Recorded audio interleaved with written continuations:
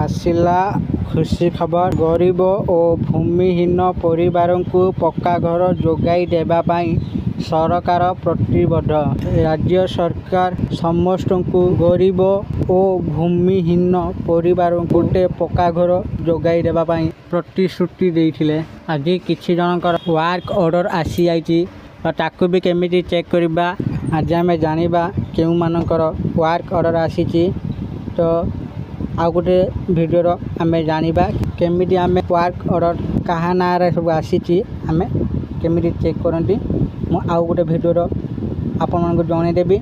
आज आम जानी अंत्योदय गृह योजना आउ प्रधानमंत्री आवास योजनार कौन अपडेट आसी आज आम जाना। मु आपण जनई देउछि जे जो माने अंत्योदय गृह योजनार फॉर्म केमिटी फिलअप करा जाए केमिटी अप्लाई करा जाए जदि जानी नांती तो आम चैनल से वीडियो पूर्वर आसी आपण मैंने जाकि देखूँ। मुझे वीडियोर लिंक यही वीडियो डिस्क्रिप्शन बॉक्स रे देदेवी। आपण मैंने जाकि देखूँ जो मैंने अप्लाई करना से मैंने तुरंत अप्लाई करूँ। चलतु वीडियो को आरंभ करवा।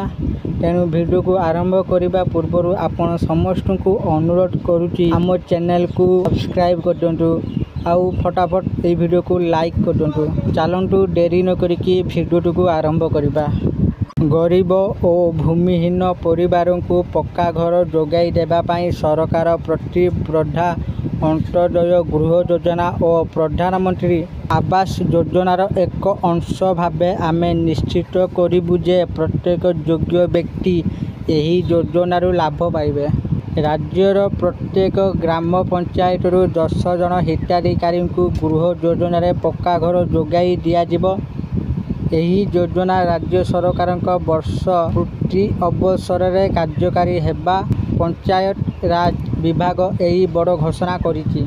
पंचायत राज मंत्री रवि नारायण नायक कहिसेंति जे गरीब और भूमिहीन परिवार को पक्का घर जोगाई देवाई सरकार प्रतिबद्ध। अंत्योदय गृह योजना और प्रधानमंत्री आवास योजनार एक अंश भाव आम निश्चित करूँ जे प्रत्येक योग्य व्यक्ति यही योजनार लाभ पाइबे।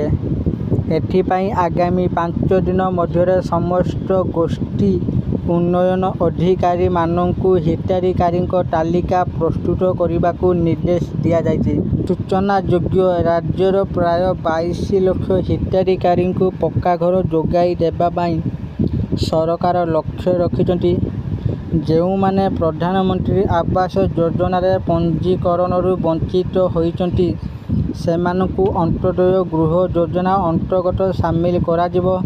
एहा सहित घर निर्माण पाई 1,20,000 टंकार आर्थिक सहायता प्रदान करा जिवो। मुख्यमंत्री मोहन चरण माझी आसंता 30 तारिख में भवानीपाटना ठारे हिताधिकारी को घर बांटिबे।